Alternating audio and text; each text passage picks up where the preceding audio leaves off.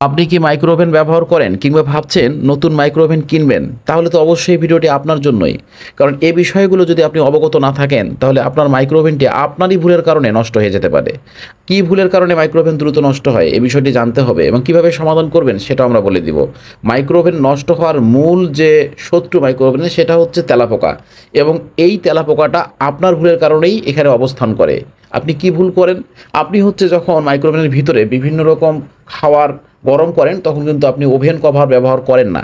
যার কারণে খাবারগুলো ছিটকে মাইক্রো ওভেনের বডির বিভিন্ন জায়গায় ছড়িয়ে থাকে এবং সেগুলো খাওয়ার লোভেই কিন্তু তেলাপোকা সেখানে ঢুকে যায় এবং এই তেলাপোকাগুলো খাওয়া শেষ করে তারা নির্দিষ্ট একটা স্থান, অর্থাৎ এই যে দেখেন সার্কিটের নিচে কিন্তু বসবাস তৈরি করে, অর্থাৎ এটা হচ্ছে তারা নিরাপদ একটা বাসস্থান মনে করে এবং সেখানেই কিন্তু তারা অবস্থান নেয় এবং পেশাব পায়খানা করে সার্কিটটাকে নষ্ট করে ফেলে।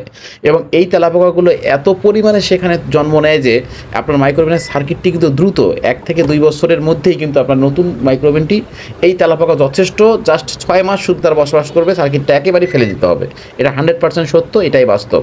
দেখেন আমরা তেলাপোকা সার্কিটটাকে নষ্ট করে ফেলেছিল, এরপরে আমরা সেটাকে সার্ভিস করে মেরামত করলাম।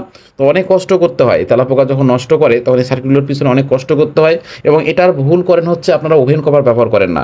অবশ্যই আপনারা ওভেন কভার ব্যবহার করবেন এবং এই ওভেন কভারগুলো আমাদের কাছেই পাওয়া যায়। দেখতেছেন স্ক্রিনে দেওয়া হোয়াটসঅ্যাপ নাম্বারে দ্রুত অর্ডার করুন এবং আপনার মাইক্রো ওভেনটিকে রক্ষা করুন।